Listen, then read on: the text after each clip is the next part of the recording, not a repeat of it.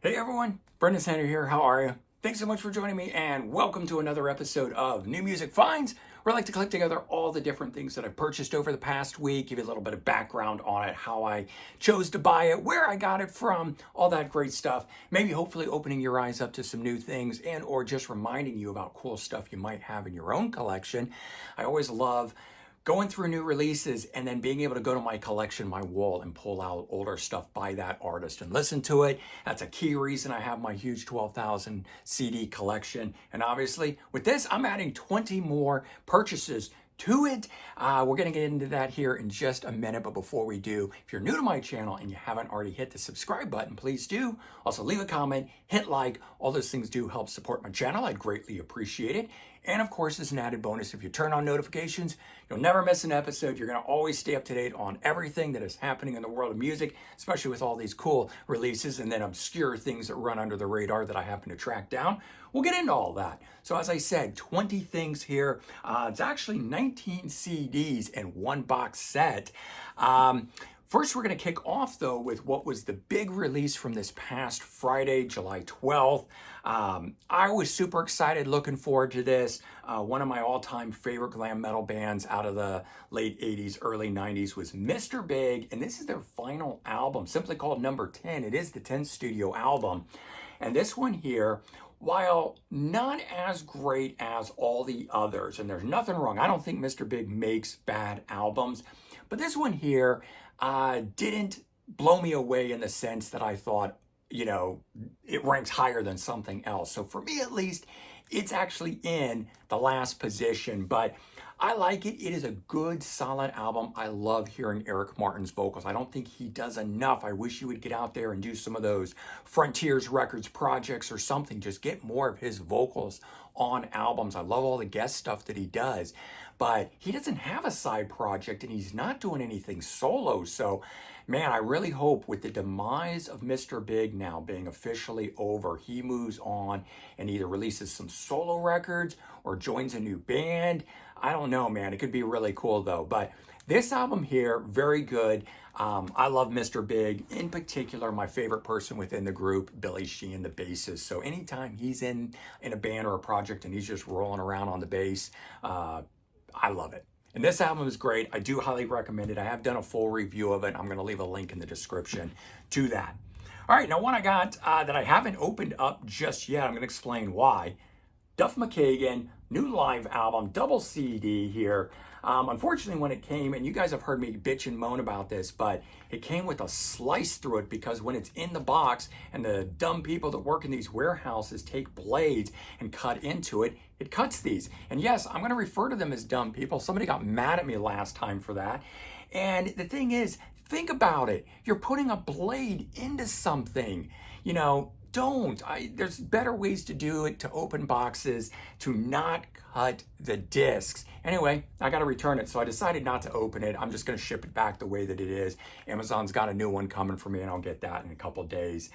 Double live album, the reason I chose to pick it up, and actually why I haven't opened it, is it's been released digitally for a few weeks already.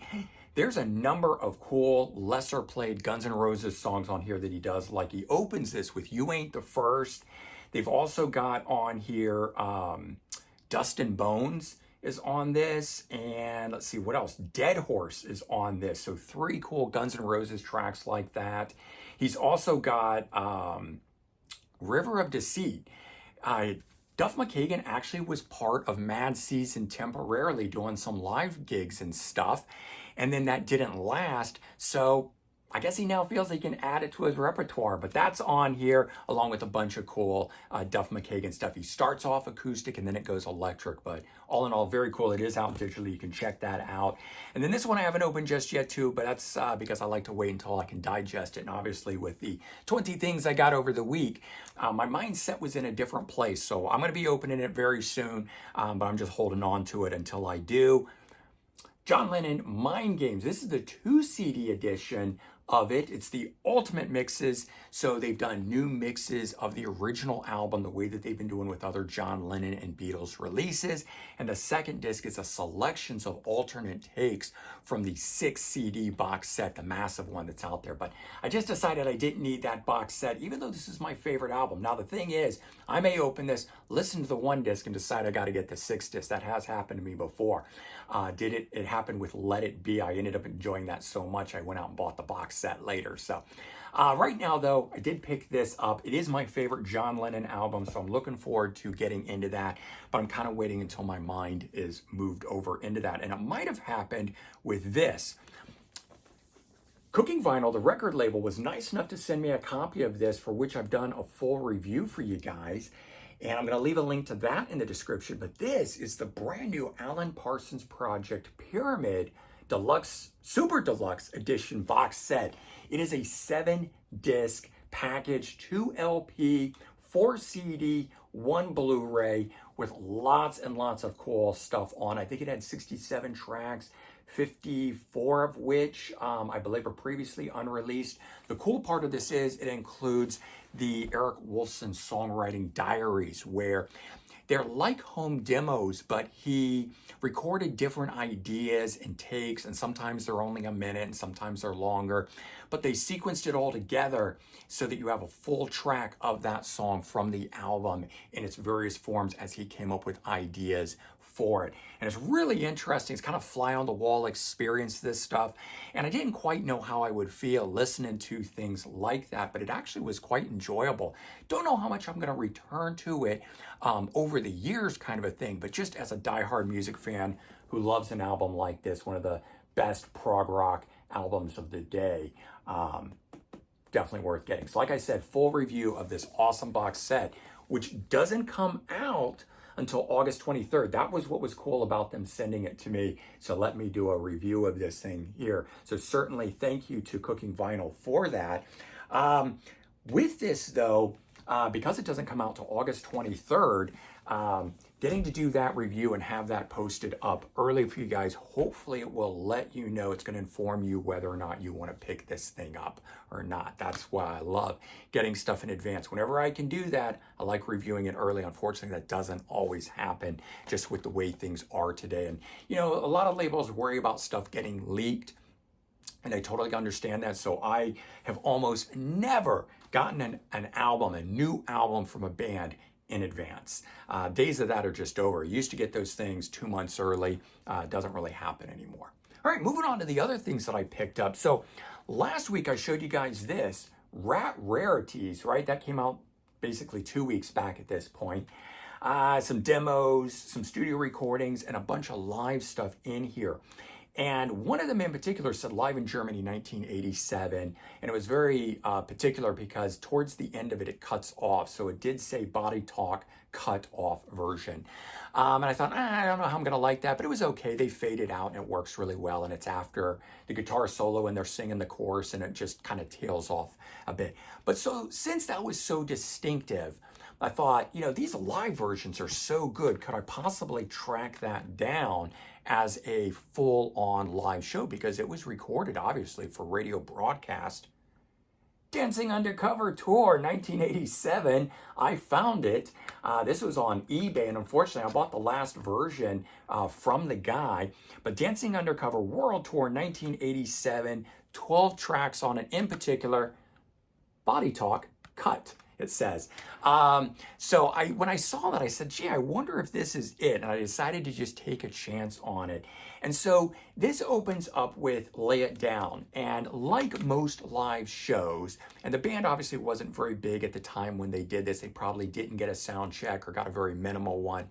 But the vocals are all kind of out of whack. You can't hear Steven, and you hear the background vocals way up front, too much so. But by about the middle of the song, they get it all done right, and everything is great. And thereafter, the rest of the tracks on this are superb. You're in Love, Wanted Man, Sweet Cheater, You Should Know By Now, The Morning After, Dance, Drive Me Crazy, Slip of the Lip, Walking the Dog, Round and Round, and closes out with Body Talk. And to be quite honest, man, Stephen Pearcy, you should get a copy of this and you should release it yourself to make the money yourself. And you should just get rid of Lay It Down and Body Talk and keep the other 10 tracks on this. You can open up with You're in Love and close with Round and Round. Have a 10-track live album that sounds fantastic. I would wholeheartedly give you, Stephen Pearcy, my copy of this if you would release this thing officially, because I'd rather give you the money than anyone else. But in the absence of a live album from Rat, this is where we have to go, and that is the Catch-22 with bootlegs. I want to support the bands, I want to support the artists, but if they don't release it, then you got to go elsewhere. All right, moving on. I picked up Rock Candy Records reissue of White Sister, an album I had back in the day. Didn't really care much for it, but I also will say I didn't really understand it. I didn't look at this or know that the band was a punk rock band in the vein of like Styx. And they're not quite all that over the top, but they're definitely in that vein. And once I really looked at the band and understood that they're produced by Greg Giuffria from Angel, that caught my eye. And the copy I had was a really poor, low budget quality on CD that actually arrived like it had water damage because the booklet in it was warped and stuff. I think it was just humidity had gotten to it, but much, much better. Sound is much, much better, and the packaging looks great. So I picked that up, and being that I had been getting into some Christian rock stuff in the past, and yes, I have tons of Christian rock in my collection. A lot of people were weighing in on other bands I should explore, and I've got the Stripers, and I had Barren Cross, and can't even think of some of the other ones off the top of my head, but I just had a bunch of these already in the collection. But one I didn't have was this one, which I think is not the debut, it's the second album I believe from them, Atomic Arena. It had been out of print. I have the follow-up album after this and always really enjoyed it, but didn't know this had gone back in print, and I think in 2021 by Frontline or Retro. This is Retroactive Records, different label that's doing it. And I can't believe how many of these Christian rock bands were produced by Dino Elephant and John Elephant. John Elephant, obviously, of Kansas fame. So picked that up, added to the collection. Now, while I was searching for this, well, not actually this, I don't even know what I was searching for. I was looking for something else, and I found this one first, and this one led me to this, and then those two led me to two albums from the band Treat. I think they're a Swedish group, and this might be the debut album, followed up later on. There might be an album or two in between, and this one here from 1989, I think. I definitely like this one, Organized Crime, better than this one here, but I do like the music. I have a later day era album, like a reunion era album that I had, and I loved it, but I never knew they had so much stuff back in the 80s. So picked up the two that are available. It's the only two that I know that are available. Added that into the collection. Really, really enjoying it. And then if you remember, I think it was last week, I showed you guys these Talisman releases that I picked up. The debut, Genesis, and Human Animal band featuring Marcel Jacobs, who came from Yngwie Malmsteen's band, but I knew him from John Norum's band. And when he couldn't, those songs that he wrote for the next John Norum album weren't going to get made, he ended up forming Talisman, and those songs became the debut. So that was a cool thing, but bringing in Jeff Scott Soto. So bringing in Jeff Scott Soto, I wanted to explore more of his stuff. And in doing so, I had picked up, trying to find the stuff in the piles here, I picked up two Jeff Scott Soto albums. I didn't realize I did not have this latest album. I have all the other solo albums. This is Complicated, his latest. And then this one here, I had skipped over at the time, Duets Collection Volume 1. I think it has to do with the first track that's on here with Eric Martinson singing the duet with Jeff Scott Soto called Living the Life. The vocals on it didn't click with me at the time, and I thought this is horrible, and I'm moving past it. I'm not even doing it. But now that I'm more in the vein of wanting the Jeff Scott Soto stuff, I gave it a new listen. And while that first track really doesn't strike it with me, the rest of them did. And what I didn't know is this is basically a greatest hits of Jeff Scott Soto featuring songs from Yngwie Malmsteen, Talisman, Takara, all the different projects he's been a part of, including solo works, redone, re-recorded with him and somebody else doing a duet. I love this. I've been playing this thing nonstop. It is so good. And this one here also just very good. Very much, his stuff is a melodic AOR rock stuff when he does his solo stuff. But I don't really care for the project that he formed called Soto, the band.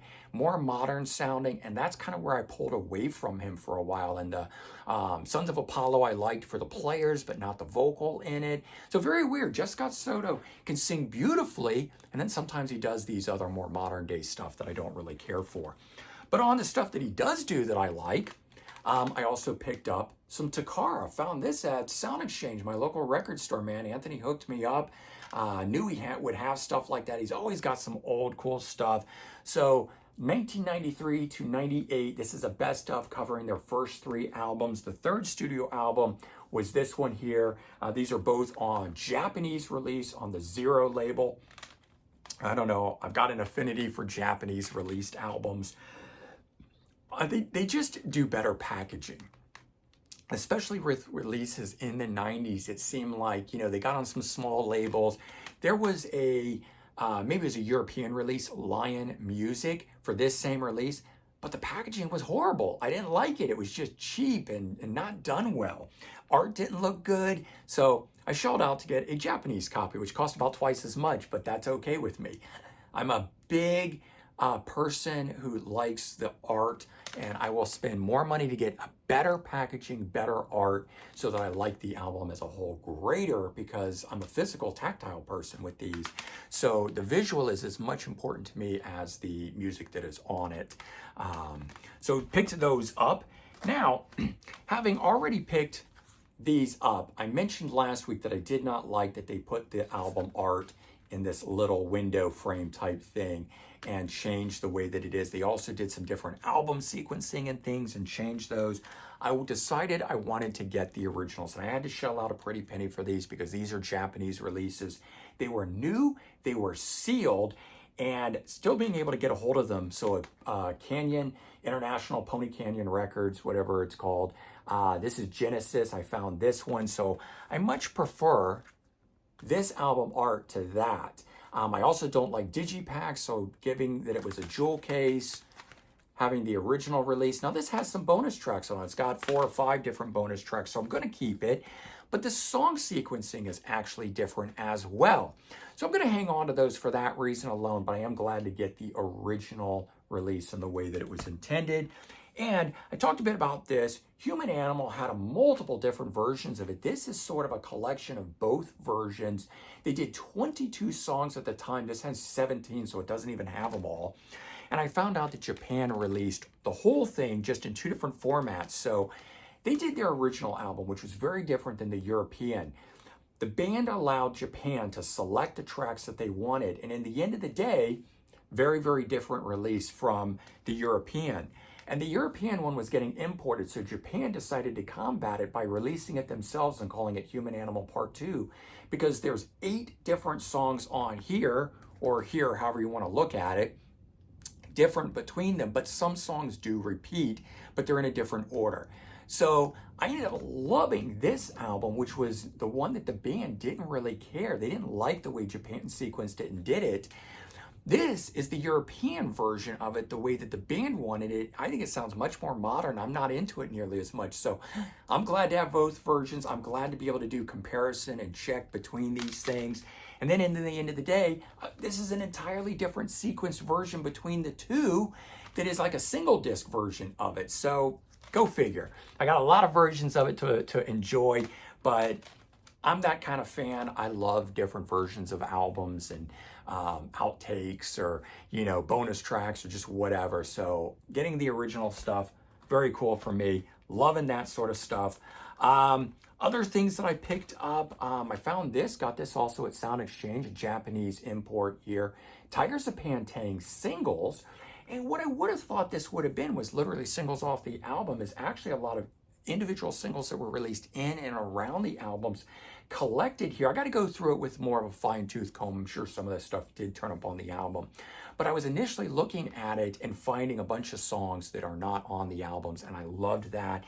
And I had eyed this for 2 years, never picked it up, and then just all of a sudden, it looked good. It was like, yeah, that's what I want today, man. Now my mind is in that. So I've been seeing this album for 2 years at Anthony's store, and then I just decided to take the plunge and pick it up. And I love that. I love record stores like that.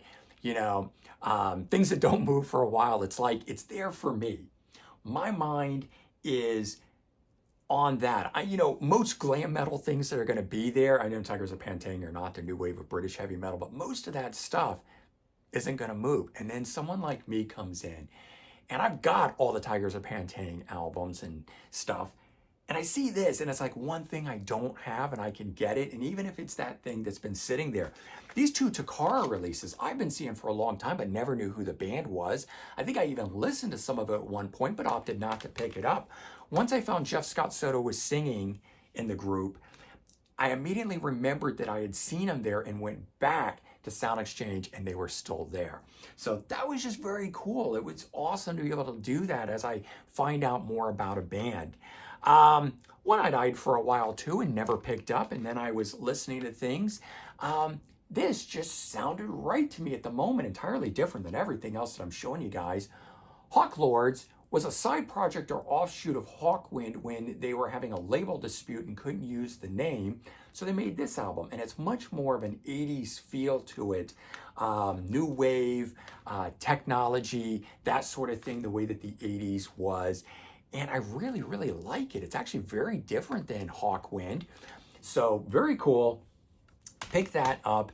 And then because I had gotten this the week earlier and then found this, my mind was sort of in those almost bootleg live recordings. And I know you're saying, wait a minute, Brendan, you don't like live recordings. Well, I like real live recordings, not faked ones. And if you go back to the day and age when the bands were recording these and they were huge. So Rat, 1987, was selling out arenas. So this happens to be at, where was this recorded? This is at Monsters of Rock in Germany. So maybe even a stadium. The sound level of the audience is it's not an individual guy screaming at 100-person club kind of recording, and I don't like those from today. And so I went back and I picked up this LA Guns live at the Orpheum Theater. Now it says that it's recorded in Boston in 1989, and we all know that is not the case. Anyone that turns this over and looks at this and can read the first 3 songs on here, Kiss My Love Goodbye, Wild Obsession, Dirty Love, all come off of the 1990 or 91 era Hollywood Vampires album. I think it was a 91 release.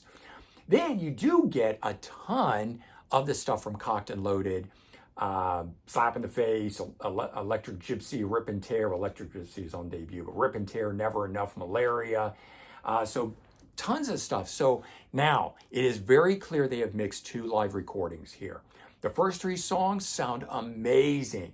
And then you get into the stuff that is from 1989 that's in Boston. It still sounds good, but nowhere near as good as the first stuff. So first 3 songs, 1991. Last song, Some Life for Love, definitely 1991. All the stuff in between, probably a 1989 recording.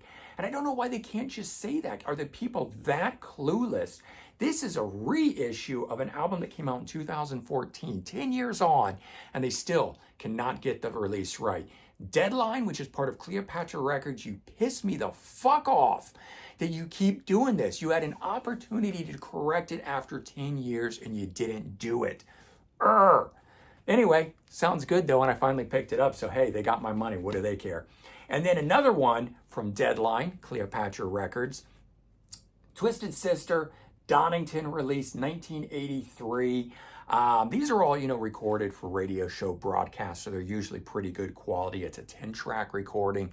I do have the box set that this is part of, but it did not come individually packaged like this, and I wanted the individual artwork. I wanted it to sit on my shelf. So, I decided to pick it up and get this and have this for the collection just because I don't want to open the box set. I know I'm silly like that. But then in that way I get to listen to, all of these things. I'm kind of in that mode of listening to some raw 80s live recordings by my favorite bands, and especially for these bands that don't have live ones or might only have one. Twisted Sister has a few more modern day ones. They do have one from back in the day. But, you know, sometimes you got to go with these in order to do it. LA Guns doesn't have one from back in the day. They've got an EP, but did not release a live album. So getting these tracks this way, very, very cool. But all in all, those 20 items, a box set, 19 CDs. I had such a good time this past week getting this stuff. So many cool finds that I never thought I'd be picking up became part of the stuff that I was getting. And it was like, you know, Christmas every day, the stuff was arriving in the mail, come up with ideas, shoot over to my record store. I just had a blast this past week. I can't possibly, you know, share that enough with you guys to let you know how I was feeling, but man, it was really, really cool. And you know, some weeks or record store visits you just have, and they're awesome. Everything that's coming, you can't wait to get your hands on. And that was the case for me this past week. So hopefully you've enjoyed this video. You've lived vicariously through me and the things that I've gotten, and maybe it's turned you on to something, or like I said, just reminds you of something killer that's in your collection that you can go pull out and enjoy that way. All in all, hope you guys have a good day. Take care. We'll be talking real soon. Stick around on my channel. Check out some more content. Lots and lots of other cool stuff for you out there. All right. Take care, everyone. Have a good one, and I'll talk to you soon. Bye-bye.